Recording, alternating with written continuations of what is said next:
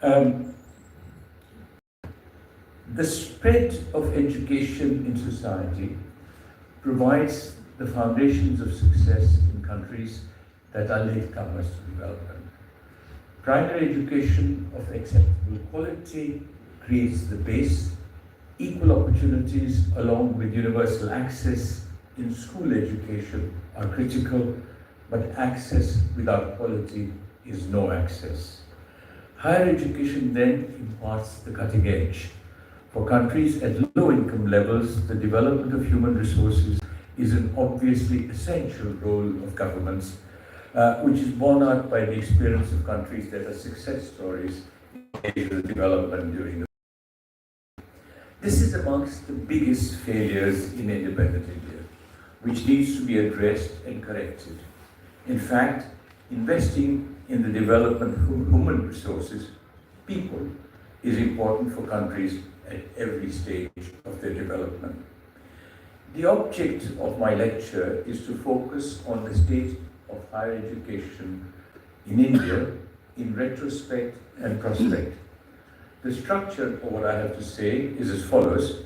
First, I will highlight the symptoms of the malaise in higher education, which began life almost 40 years ago and built up slowly to gather momentum over time, creating a crisis that is now visible and could be at a tipping point. Second, I will examine how political intrusion and government intervention in higher education, particularly universities, has led to a progressive deterioration in the situation. Third, I will discuss developments in the sphere of higher education during the past decade, which has witnessed a pronounced increase in political and governmental intervention by introducing institutional control mechanisms that encroach upon the autonomy of universities and by influencing appointments at universities. Fourth, I will explain why institutional autonomy and academic freedom in higher education, particularly universities, are essential not only for advancing learning and knowledge, but also in the wider context of political democracy. Fifth, I will set out some conclusions. Let me begin with the crisis. There is a quiet crisis in higher education in India that runs deep. It is visible. The educational opportunities for school leavers are simply not enough, and those that exist are not good enough. The pockets of excellence are outcomes of an enormous reservoir of talent and Darwinian selection processes. It does little for those with average abilities or without social opportunities. The challenges confronting higher education in India are clear. It needs a massive expansion to educate much larger numbers without diluting academic standards. Indeed, it is just as important to raise average quality. What is more, in terms of access, it needs to be far more inclusive, and it needs some institutions, each with a certain critical mass, that are exemplars of excellence at par with the best in the world. Such excellence, I'm sad to say, is largely missing, while it is diminishing rapidly in the few pockets where it existed. Indeed, in terms of world university rankings, which have become the fashion in recent years, our performance is most disappointing. For those who set high standards, it borders on the dismal. Of course, it must be said that these rankings have all the limitations of composite index numbers, since it's difficult to measure qualitative attributes while weights assigned to different components shape results. Even so, it is obvious that our universities have miles to go before reaching world standards. Islands of excellence, IITs, IIMs, the Indian Institute of Science, are no consolation. For one, successive governments have sought to multiply the number of IITs, IIMs, and now IISERs, but the inevitable outcome is highly uneven quality and a dilution of the brand equity of existing institutions that have already attained academic excellence. For another, the lifeblood of higher education is not small institutes, but large universities providing educational opportunities for young people. Alas, the comparative advantage that India had, at least in a few of its universities, has been slowly yet surely squandered over time. And sadly, even that little that remains is being progressively undermined by the growing intrusion of politics in universities. But that is not all. Systematic and mindless under-resourcing of public higher education is also a reason for the steady regression in quality of universities. Such processes are almost irreversible because there are long-term consequences of short-term interventions. Physicists describe this phenomenon as hysteresis. The situation is much worse than it was a decade ago. Universities have deteriorated rapidly in India, while universities elsewhere in the developing world, particularly in Asia and even more so in China, have made significant progress. There is a clear and present danger that unless we introduce correctives, the situation might worsen further to transform us from erstwhile leaders into laggards or worse. There is intense competition among our students for admissions to public universities, which have a semblance of reputations for standards. Despite the divergence in quality, the fortunate few who do well in Class 12 examinations take up these limited spaces, while most, the less fortunate, make do with institutions in the private sector where fees are always high, while apart from a few exceptions, quality is mostly poor. Of course, quality is uneven both in public institutions and in the private sector, but exceptions to these generalizations simply prove the rule. Only the privileged few have parents rich enough to send them abroad instead. During the past 25 years, the number of students from India going abroad for higher education increased rapidly from roughly 50,000 in the year 2000 to 350,000 in 2015. This number climbed to 600,000 in 2019 when the pandemic shut down universities. It rose further to 900,000 in 2023.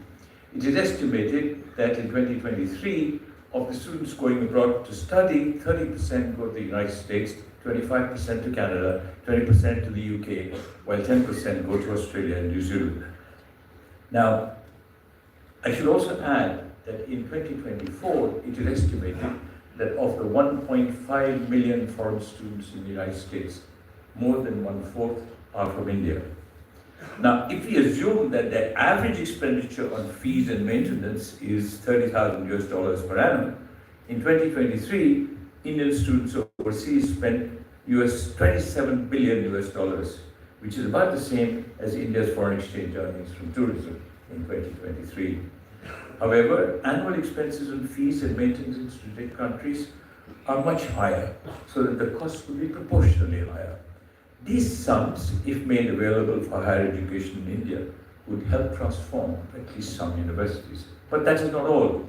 A large proportion of students who go abroad for higher education no longer return to India. And the corollary, the number of foreign students at universities in India, even from South Asian countries, has collapsed to negligible levels. It is attributable to the ethos and the quality of our universities. I can tell you it was not so long ago when I taught at JNU in the 90s, I had PhD students from abroad, one from France, one from Korea, one from Japan, and many of my colleagues had PhD students who came from Europe or other parts of Asia to work with us. Now, our higher education is caught in a pincer movement. For one, there is a belief that markets can solve the problem through private players, which is leading to education as business, shutting the door on large numbers who cannot finance themselves without regulation that will ensure quality. For another, governments that believe in the magic of markets are virtual control freaks with respect to public universities. This is motivated by the desire to exercise political influence in higher education for patronage, ideology, rents, or simply vested interests. Besides, there is an erroneous notion in policy circles that the maintenance of quality and standards are possible only through standardization and centralization. The government. Now, second, let me turn to my propositions about political intrusion in universities. Now, Political interference by the central government or the state governments in their respective domains, which encroaches on the autonomy of universities, inevitably accentuates problems in the sphere of higher education. Every government and every party are culpable in the growing politicization of universities in India. This strangles autonomy and stifles creativity without creating any accountability. The quality of higher education is collateral damage. Such political intrusion in universities is not new. Starting in the early 1970s, state governments began to interfere in universities. For one, it was about dispensing patronage and exercising power in the appointment of vice chancellors, faculty and non-teaching staff. For another, it was about extending the political influence of ruling parties. Unions of students, teachers and employees became instruments in political processes. Campuses were slowly turned into spheres of influence for political parties as elections were won or lost.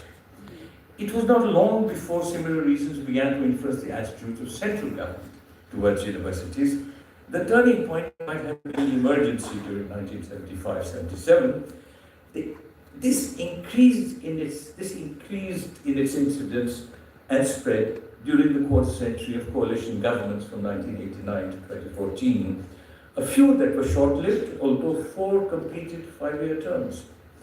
But there were regime changes almost after every general election.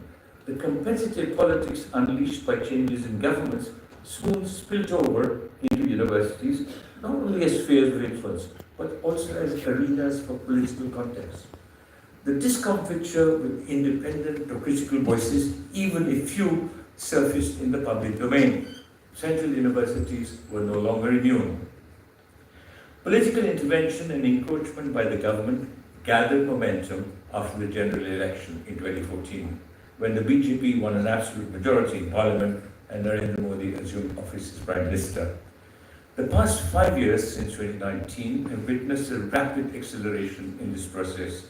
It has now reached a stage where the future of public universities in India is at grave risk, if not already over the edge of the precipice.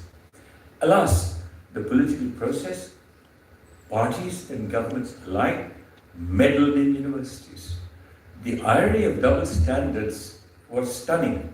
The same political parties, when in government, invoked public interest, and when in opposition, waxed eloquent about autonomy and freedom for universities.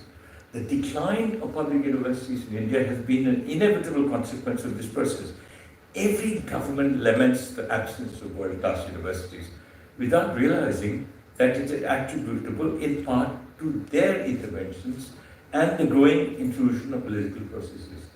The downward trajectory, to me, who have lived a life in the classroom, is no surprise. It is essential to recognize that the blame for the state of our universities cannot be laid at the door of politics and governments alone. Universities as communities and as institutions are just as much to blame. The quality of leadership at universities has declined rapidly, in part because of partisan appointments by governments or vice chancellors who are simply not good enough as academics or administrators, and in part because most vice chancellors simply do not have the courage and the integrity to stand up to governments, but have an eye on the next job they might get. The professoriate, forgive me, is mostly either complicit as part of the political process in teachers' unions, or just silent, preferring to look the other way, engaged in narrow academic pursuits. Those who stand up are too few. The students are either caught up in the same party political unions or opt out to concentrate on their academic tasks, understandably. For university communities, it is imperative to recognize that such compromises are self-destructive as acts of commission. So is opting out as an act of commission, as an act of omission. If universities want autonomy, it will not be conferred on them by benevolent governments. They have to claim, indeed consciously protect their autonomy, simply because autonomy is, my favorite phrase, as autonomy does. Alas, this has become exceedingly difficult in the present milieu. The BJP, with an absolute majority in the Lok Sabha, was the ruling party in the government of India from 2014 to 2024. In mid-25, the BJP is not only the largest constituent of the NDA coalition that rules the central government, but is also the ruling party in 19 of our 28 states. The ideology of the BJP and the RSS, which shapes their political and social perspective, is now exercising a profound influence on higher education in India. In this context, it is essential to focus on recent developments in the world of higher education, where rules of the game sought to be created are conducive to an institutional capture already in progress. Now, third, let me turn to some facts about recent developments. In the social sciences, especially economics, stylized facts represent a simplified description of observed realities to highlight essential truths in the form of broad generalizations that scan the bigger picture without specific evidence on individual details, so that there could be exceptions in some individual cases. Now, this has a long intellectual tradition. In 1936, Jan Tinbergen, Nobel laureate in economics, wrote, "To get a clear view of stylization is indispensable. The many phenomena must be grouped in such a way that the picture becomes clear without losing its characteristic traits.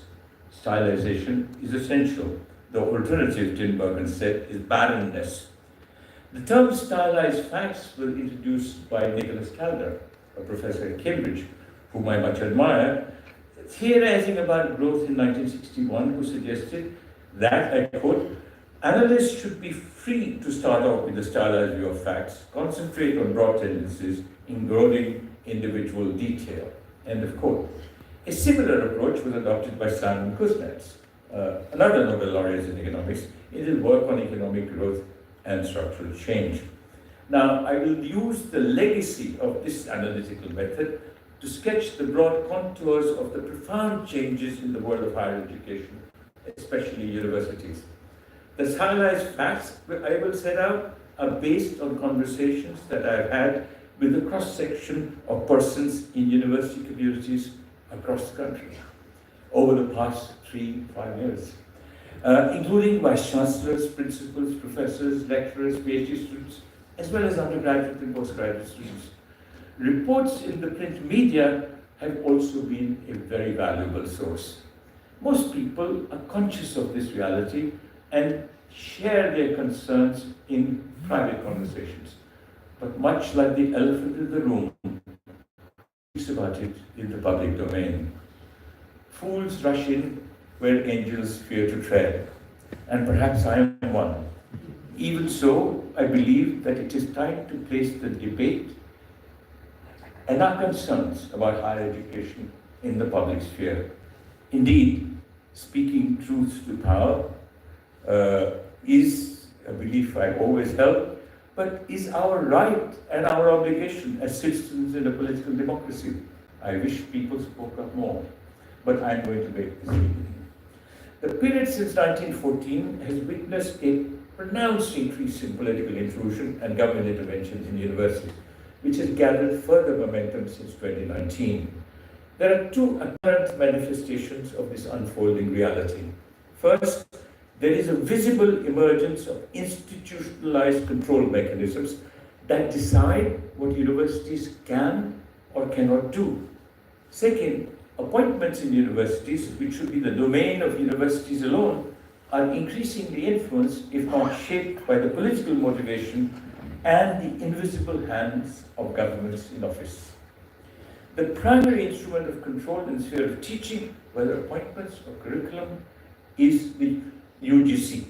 There are subsidiary instruments of control in the sphere of research, indirectly through institutions such as the Indian Councils of Social Science Research, Historical Research, Philosophical Research, Agricultural Research, Medical Research, or the CSIR, the Department of Science and Technology, the Department of Biotechnology, all of which are funded by the central government to finance their respective institutions, but also to support selected research projects proposed by individual scholars. So research support in India is controlled largely by the government. And its disbursement, I gather from many people active in academia, is less than fair. Now, even admission processes have been centralized in the National Testing Agency. Okay? the Central University's entrance test, the JEE, the NEET, I confuse this alphabet soup, the competence and integrity of which has been repeatedly questioned in the public domain. Everyone present in this room would have read in the newspapers about the faux pas in NEET in 2024, exam paper leaks, arbitrary changes between marks uploaded on the website and final marks awarded, JEE 2025, mountains of errors, some leakages, CUET 2025, the less said the better. Now, the rationale for such a centralization, I think, is questionable and flawed. Let me give you two examples. You know, the IITs have run the JEE exam without flaw for decades, for half a century. Yeah? If it ain't broke, don't fix it.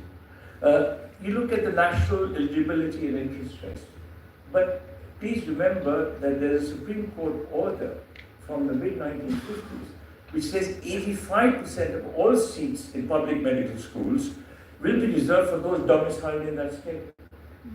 And these tests were actually run by teaching hospitals, government teaching hospitals, 2 or 3, a consortium, in every state. And there was never a problem. It went smoothly. Now, why the need for centralization? Now, this centralization in admissions extends beyond tests. For example, despite the CUET, and I don't know why we needed it, you know, all universities use CBSE, ICSE grades, which announces its scores, just as CBSE, ICSE and state boards did. The University of Delhi now decides on admissions to all its constituent colleges in one office, taking away that right to decide from its undergraduate colleges, all 85 of them, which performed this function for 75 years. There is no transparency, there's no accountability in this process. At universities, the appointment of vice chancellors is the essential first step, if not a necessary condition for subsequent intervention. So let me begin the story there. Now, in central universities, due process sets out statutes, and these are followed in letter through a search committee that includes 2 members nominated by the University Executive Council, now pre-selected for loyalty, and a chair nominated by the visitor, the President of India, now decided by the Ministry of Education, who submit a panel of names. It's the prerogative of the visitor, the President of India, who is not bound by the advice of the Council of Ministers in this matter, to select the Vice Chancellor from the panel submitted by the search committee. Alas, all these checks and balances now exist only in letter, but not in spirit. Once the Vice Chancellor is appointed, the appointment of deans of faculties and heads of departments is the next step. Now, for those who knew me when I was at the University of Delhi, I was never an admirer of the rotation principle or the seniority principle in appointing heads or deans. But it had one virtue. It was non-discretionary. It is now abandoned. There is a purposive selection of deans and heads, which is critical in the appointments of academics, but these people are no longer independent voices. The selection of faculty members for appointment in university departments follows the due process set out in statutes, which is observed in letter but violated in spirit. The selection process is manipulated through a purposive selection of subject experts who are mostly not qualified for the role, and I'll give you many examples in Q&A. They're often from small provincial universities or undergraduate colleges in Chhattisgarh, no offense meant, in Bihar, for prestigious central university appointments of professors in departments. Now, there is a similar pre-selection in the shortlisting of candidates. It is decided, and subject experts often refuse to sign the minute unless the specified candidates are selected. Yeah. The process is very similar for appointing lecturers in appointments at colleges, whether they are constituent or affiliated.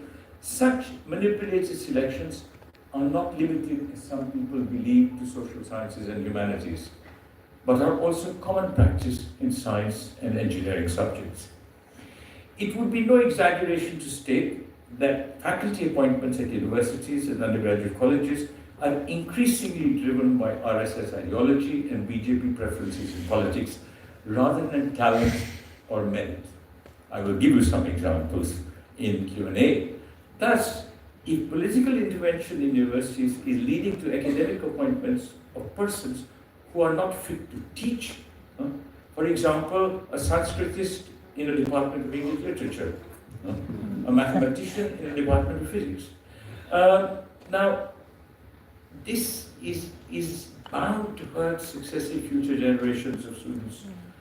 The quality of appointments to faculty positions will shape the future of higher education, as these are permanent positions until the age of retirement, 65 years. Now, the reason is simple. A person appointed as professor at the age of 40 will serve for 25 years, while a person appointed as lecturer at the age of 25 will serve for 40 years. Now, if they're not good enough, what's going to happen to our universities? Now, this is bound to have long-term consequences, mortgaging the future of public universities in India. It won't matter if Mr. Modi loses the next election, although that's unlikely, because just remember Om Prakash Chautala.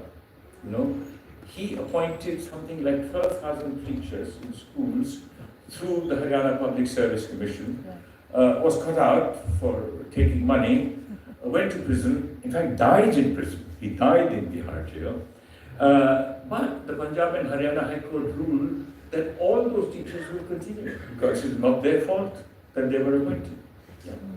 Now, the checks and balances built into the statutes for university appointments so far are being circumvented through purposive manipulation, as well as the process, in the choice of members or subject experts in selection committees, as well as the process of shortlisting candidates. However, the draft UGC regulations 2025 announced, I think 2 or 3 months ago, are explicit in reducing these checks and balances. For example, the search cum selection committee for vice chancellors will no longer have 2 members other than the chairperson nominated by the executive council of the university. Instead, one will be a nominee of the chairman UGC, while only one will be a nominee, not necessarily of the executive council. It could be the syndicate, it could be the senate, whatever.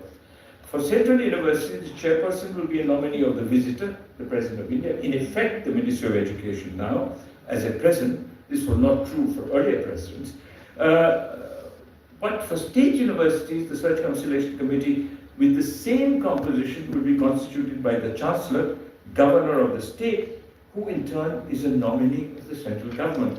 So that university executive councils or even state governments will have no role in the process, which can only erode federalism. Well, education is a concurrence list, in the concurrent list of the Constitution of India. Now, the composition of the selection committee for academic appointments in universities, stipulated by UGC now, with the Vice Chancellor as chair, a teacher in the rank of professor nominated by the visitor chancellor, unlike the visitors' nominees of the past in central universities, who were all distinguished scholars for each faculty, 3 subject experts nominated by the Vice Chancellor, the Dean of the faculty, and the head of the department. There will be almost no checks and balances left. Now, it is not as if there are any external checks and balances. The National Accreditation and Assessment Council, NAAC, intended to be the gold standard for assessing the quality of higher education in India, which it never was, is in the midst of its biggest ever crisis. The recent dismissal of 900 persons from its peer review panel of 5,000 assessors, as well as the arrest of a JNU professor in a bribery scandal, has raised serious doubts about the integrity of its assessment process. Indeed, it is time for a rigorous scrutiny of the NAAC itself. Can the evaluation of universities, hence their appointments, be left to a corrupt institution? Now, in principle, determining and maintaining standards of teaching, examination, and research at universities is among the primary functions of UGC. How can it independently evaluate the quality of university appointments if it is such an integral, if not complicit, part of the process? In my view, and it's been a view for a long time, UGC is the problem, which cannot be a solution. It performs the functions of licensing, regulation, and disbursement. These three functions are not performed by one institution anywhere in the world. Not anywhere in the world. There are three separate agencies, because it eliminates all checks and balances. But such power enables the UGC to exercise enormous control over universities. Its interventions at political behest compound difficulties. Its belief that one size must fit all drives its fetish for standardization, whether curricular, appointment, promotions, evaluation, or institutional architecture. The outcome is that every university must move at the speed of the slowest. Now, in economics, we call this the convoy problem. But it's worse. What happens is you tend to drop to the quality of the lowest in this process. Now, such leveling crowds out or preempts excellence because it stifles diversity, pluralism, differentiation in higher education, all of which are necessary to develop excellence. Now, the higher education sector, how am I doing for time? I was going to talk a little bit about IITs and IIMs, and maybe I should very briefly. The higher education sector extends beyond universities to IITs, IIMs. Now, the story is broadly similar in the appointment of directors as well as the boards of governors for these institutions. For IITs, the chairman of the board of governors is appointed by the visitor, Ministry of Education, and the director is appointed by the IIT's council with the prior approval of the Ministry of Education. The independence and autonomy of IIT boards and IIT council, in fairness, I have to say, has diminished over time, particularly since 2019, but this process began around 2011 under UPA 2. That was the beginning of this process. For IIMs, there was far more autonomy until 2011. Until then, the chairman of the board was appointed on the recommendation of the board with the concurrence of the Government of India and the state government, which was almost an automatic process. When I taught at IIM Calcutta from 1980 to 83, the faculty used to propose board members, and it would go through. Now, the problem is that even under the IIMs Act of 2017, which happened in the BJP government, the Board of Governors had the authority to appoint its chairman and the director. Yeah? The latter had to be based on the recommendation of the Selection Cum Search Committee. This has now been changed with amendments to the IIMs Act in August 2023. The President of India is designated as the visitor for all IIMs with the authority to A, nominate the chairman of the board, B, suspend or dissolve the board if deemed necessary, C, appoint a selection panel for a new director, and D, appoint and remove the director of an IIM. Now, most of you would have heard of a person called Dheeraj Sharma, who was the director of IIM Rohtak. He was appointed in 2017 for a period of 5 years. His appointment was renewed for another period of 5 years in 2022 till 27, and in the wisdom, the High Court of Delhi has ruled that the plea of the government that he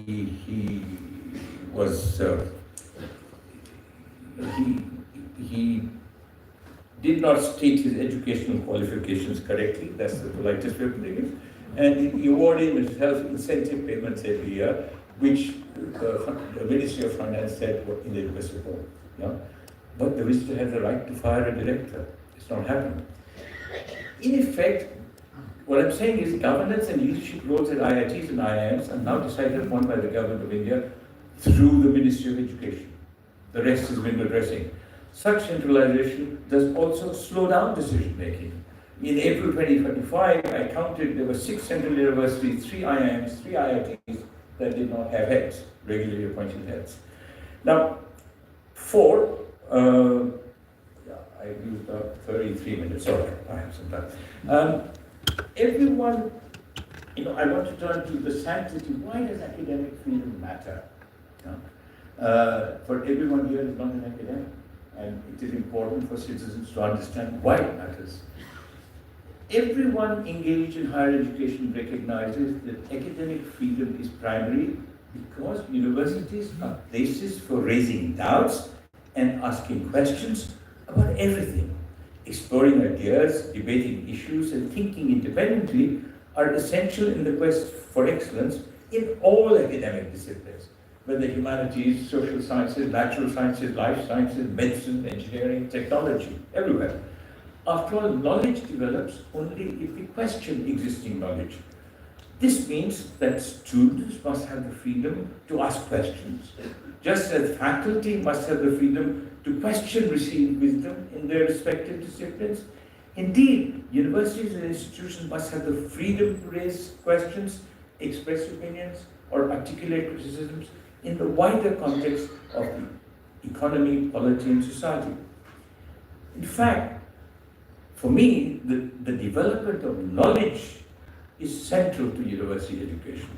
Students enter the world of higher education to learn. Understanding existing knowledge is but the first step. The ability to ask relevant questions, a capacity to critique conventional wisdoms, and the confidence to resist the authority of the spoken, if not the printed word, are the next successive steps in learning. Of course, learning is a continuous process. It never stops. It hasn't stopped for me at my age.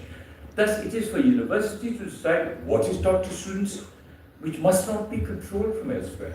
And there should be no restrictions on who is invited to address a student audience. Circumscribing this space in any way can only stifle learning, which in turn can hurt economic and social progress. Now, the world of research needs similar freedoms. It is for universities to decide their research priorities. It is for faculty members to decide their research agenda. Of course, financial support for such research must be based on peer review, without preference, without prejudice. Dissenting opinions or unorthodox thinking, irrespective of disciplines, should be encouraged, because that is how knowledge develops. In fact, fundamental research needs far more in terms of not only freedoms, but also resources and time. Now, I remember Tom Bollinger, whom I knew well, who was president of Columbia earlier at the University of Michigan, who once told me that because there is so much pressure to appoint the competent, it's safe. But, universities need brilliant people, and they can never be bland. That's how knowledge develops. Now, such an environment, I believe, is essential for brilliant scholars or thinkers to surface, blossom, and flourish. The unfolding reality is disturbing. Curriculums are regulated and straitjacketed. Readings are prescribed.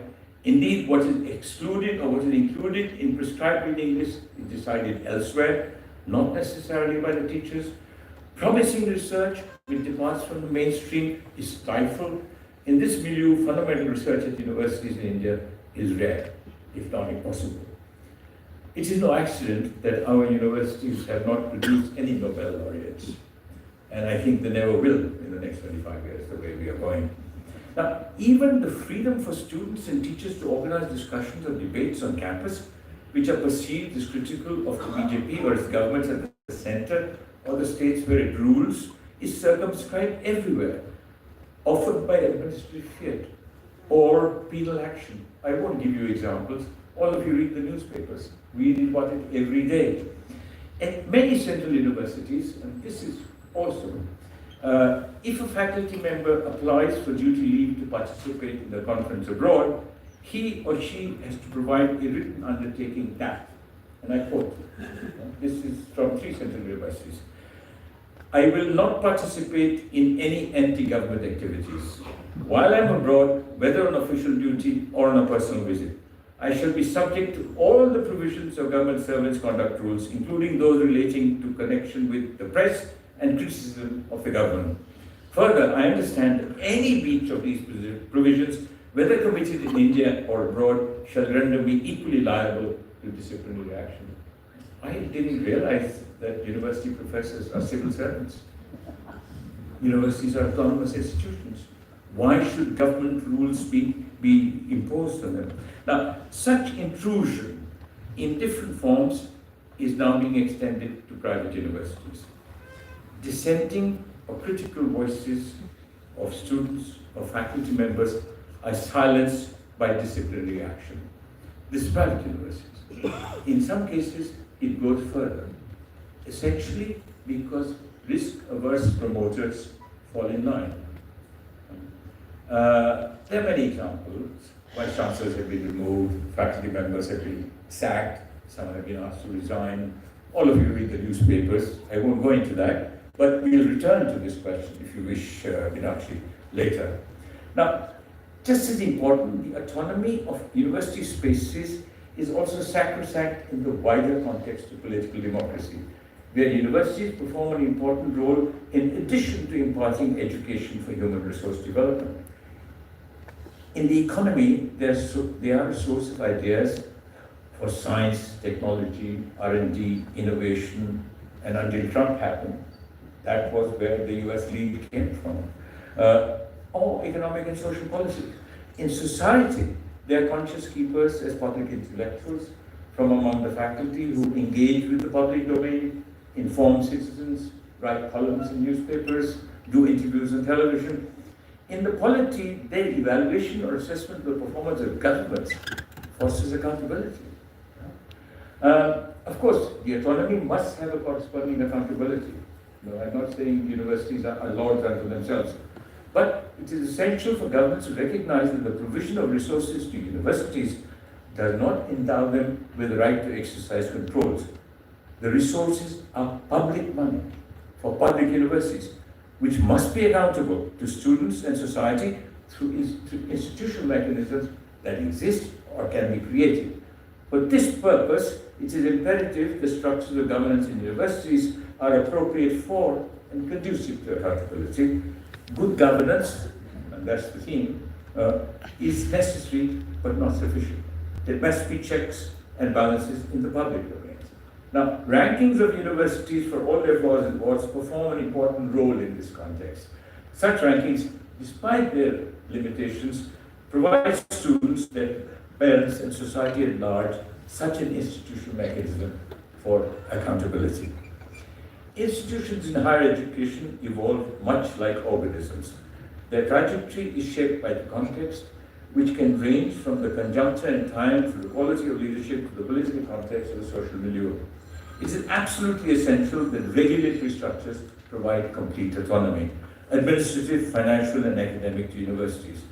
Liberation from the shackles of UGC is a necessary condition. If I ever get the opportunity, I will abolish the UGC. Its functions will continue to be performed, but we will need 3 agencies to do that. The existing parliamentary or legislative acts that created our universities also have many constraints and fetters. Thus, as an approach, it would be far better to reform regulatory structures, provide autonomy to universities, and ensure accountability through systems rather than interventions or controls, to create an environment that encourages freedom of thought and is conducive to learning. The quest for uniformity is the worst enemy of thinking, creativity, understanding, and knowledge, which can thrive only in open societies. One size fits all is a flawed presumption. Indeed, diversity and differentiation are an integral part, have always been and will always be an integral part of the quest for excellence in higher education. In conclusion, all right, that's 42 minutes, sorry, I'll stop at 45. In conclusion, I'd like to examine the implications and consequences of the crisis in higher education, which I've discussed in my lecture, for the future of economic and social progress in India, and what this might mean for realizing the aspiration of a Viksit Bharat, a developed country in 2047. It is clear that the process of appointments at universities, undergraduate colleges, or other higher education institutions in India is now seriously flawed. It is no longer objective. Indeed, selections are shaped by political preferences and political networks. The quality of those appointed to leadership positions in higher education, even if for limited tenures, is critical because they willingly cede the autonomy of their institutional space for their political commitment or simply their career paths. The quality of those appointed to faculty positions is perhaps even more critical because it will shape the future of higher education. If persons who are not fit to teach are appointed to faculty positions, is bound to hurt successive generations of future generations of students, as these are permanent positions until retirement do us part. This can only mortgage, as I said, the future of public universities in India. Now, I recognize it is exceedingly difficult to reverse such processes, even if and when governments change, because the time lags in implementing directives are long. It takes decades to build institutions, months to destroy them, and years to rebuild institutions. My experience at the University of Delhi, it's possible, but it takes a long time. In the interim, the learning process experiences not only steady erosion, but also cumulative damage. If the present process continues, just imagine what it will do to the capabilities of our students who graduate even a decade from now, say in 2035. A schooling system, which is learning by rote, to describe and evaluate. Now, at this juncture, we would do well to remember that our earlier higher education system, I came through it, many people with grey hair came through it, or even not with grey hair came through it, despite its flaws and warts, is the source of India's soft power, embedded in a diaspora across the contemporary world. The guys who are corporate leaders, thought leaders in the United States are not people who were born in the United States. They are people who were born, brought up, and educated in India, and then migrated. Same flawed education system. Now, in his address to the nation from ramparts of Red Fort in Delhi on 15th August 2022, Prime Minister Modi pledged to transform India into a developed country by the centenary of India's independence in 2047. This is obviously a desirable aspiration, but it is easier said than done. Education is critical at every stage of the income level transition, from low income through lower middle income, where India is now, to upper middle income and high income categories, where higher education is absolutely critical. Education then is of utmost importance in the initial stages because there's a path dependence, while it is just as important in escaping what economists call the middle income trap. But it continues to matter for countries. It continues to matter for countries even as they climb the ladder to the high income level, simply to stay there. Now, the challenge that confronts India in realizing this ambition is what economists call the middle income trap. Countries make the transition from low income to middle income status, get stuck there, unable to move from middle income to high income status, which has been the fate of most countries in Latin America and most countries in Asia, but for a few exceptions. Now, the first stage, forgive me, that's the only economics I'm going to say, the first stage in the transition is driven by cheap labor and high investment rates. Growth slows down as these factors wane in their impact. Industrialization stops at labor-intensive goods as wages rise. The second stage in the transition requires higher productivity levels and a capacity to innovate. Now, in comparison with the East Asian miracle stories, South Korea, Taiwan, Singapore, and now China, India has been a huge laggard in industrialization. Malaysia and Thailand, success stories until the late 90s, at much higher level income levels than India, are stuck in that same trap. Now, India has the potential for continuing its rapid economic growth. In my assessment, it will attain upper middle income status around 2035. But the chances that it will get there in 2047 are close to negligible. It must think now in a longer term perspective, where higher education has to be center stage. Education has to be center stage. You need to nurture managerial capabilities in individuals, technological capabilities in firms. You need to foster vertical diversification, technological upgrading, technological learning, creating R&D capacities. We are terrible laggards in all these spheres. Now, the development of all such capabilities in individuals, firms, and the economy as a whole requires time in terms of decades rather than years.